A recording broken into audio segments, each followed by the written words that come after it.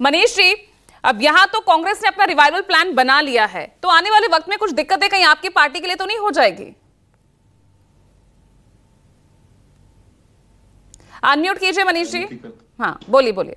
जी जी पूजा जी, Samajwadi party नीतियों, विचारों और सिद्धांतों की राजनीति करती है। हम धर्मनिरपेक्षता के पक्षधर रहे हैं और समाजवादी आंदोलन को हम लोगों ने हमेशा से सर्वश्री हमारे राष्ट्रीय अध्यक्ष अखिलेश यादव जी के नेतृत्व में हमने बढ़ाया है।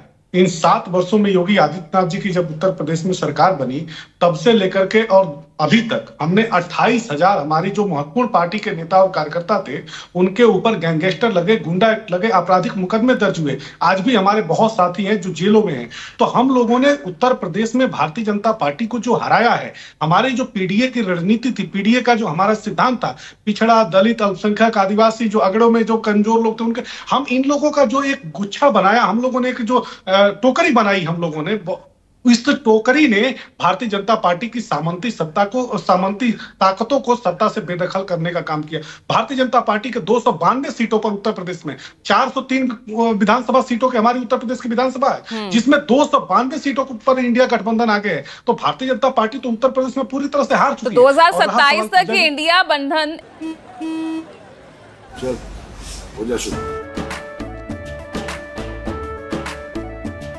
केसरिया से मन जोगी हुआ रे, दिल झूमे देखो पतवारा हुआ रे, दिल झूमे देखो पतवारा हुआ रे।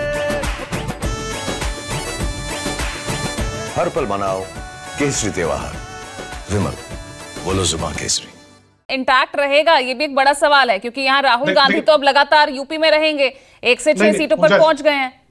पूजा जी, समाजवादी पार्टी हमेशा से धर्मनिरपेक्ष साथियों को शुभकामनाएं देती है, लेकिन हम उत्तर प्रदेश में जो जनहित के मुद्दे हैं, उनके सवालों पर हमेशा सदैव से लड़ते रहे। जैसे हमारे लोहिया जी ने कहा था, दाम बांधो नीति। आज महंगाई किस स्तर पे पहुंच चुकी है, सब बाजार के हवाले हमारी सारी चीजें कर दी गई हैं। जब जिसको जो मन में आता है, आप देखिए ना, रिजल्ट आने के 1 दिन पहले जिस तरह से अमूल ने अपने दाम बढ़ा दिए, पराग ने अपने दाम बढ़ा दिए, टोल टैक्स के दाम बढ़ा दिए गए। आज की स्थिति देखिए ना, बाजार के हवाले हमारा पूरा देश चला गया है। तो इन मुद्दों पर कौन लड़ता है? हमारे नेता श्री अखिलेश यादव जी इन मुद्दों को उठाते हैं, उस पर संघर्ष करते और हमारी पार्टी लड़ती है। और रहा सवाल आगे आने वाले समय में, अभी 10 विधानसभा क्षेत्रों में उपचुनाव होने जा रहा है, और देखिएगा हमारी पार्टी पूरी रणनीति बना चुकी है, पूरी तैयारी कर चुकी है। और आने वाले 10 विधानसभा क्षेत्रों में जो उपचुनाव होने जा रहा है उत्तर प्रदेश में, हमारे नेता श्री अखिलेश यादव के नेतृत्व में इन 10 सीटों पर हम भारतीय जनता पार्टी को हराएंगे। इसलिए कि भारतीय जनता पार्टी सिर्फ हिंदू मुसलमान की बात करती है, भारत पाकिस्तान की बात करती है, मंदिर मस्जिद की बात करती है, ईद दिवाली की बात करती है,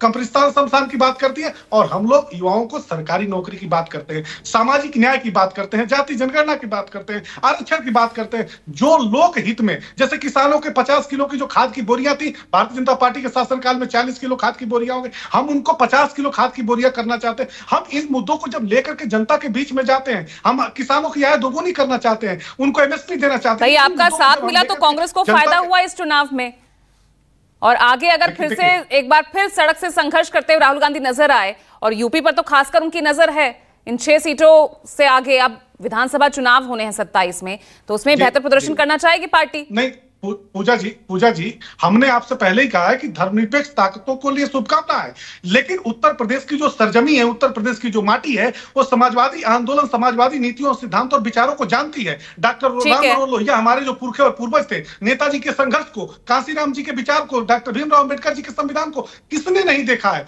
इन मुद्दों को हम लोगों ने उठाया है, लड़ा है और संघर्ष किया है। और उत्तर प्रदेश की जनमानस 1,62,000 बूथों पर समाजवादी पार्टी का संगठन है। 15 करोड़ जो उत्तर प्रदेश के महान, तो मिलकर रणनीति बनाइए ना, 27 साथ लड़ने वाले, मिलकर रणनीति बनाइए, फिर से साथ में रैलियां कीजिए। अरे हमने कब कहा? हमारी जो रणनीति है स्पष्ट है, इंडिया गठबंधन एक मजबूत ताकत है, ठीक है। अनिल दुबे जी, ठीक है, अनिल दुबे।